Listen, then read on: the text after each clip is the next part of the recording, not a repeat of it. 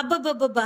ఎంత కాలమైందో ఈ finger bowls చూసి. ఈ మధ్య ఏ రెస్టారెంట్ కి వెళ్ళినా సరే ఫుడ్ అంతా తినేసిన తర్వాత ఫింగర్ బౌల్స్ కోసం వెయిట్ చేస్తా ఉంటే ఫింగర్ బౌల్స్ లేవు మేడం అని చెప్పేస్తున్నారు.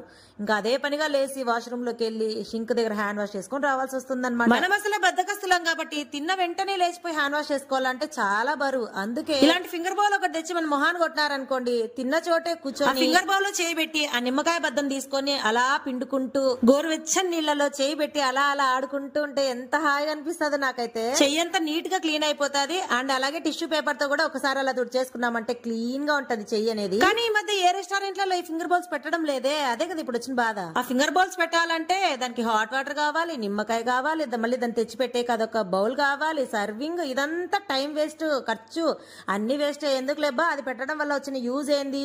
పెట్టకపోతే ఏమి కస్టమర్స్ ఏమైనా రాకుండా మానుకుంటారా, లేకపోతే బిజినెస్ ఏమైనా దెబ్బతింటుందా అని అనుకున్నట్టున్నారు రెస్టారెంట్ వాళ్ళందరూ. అందుకే మానేసారి.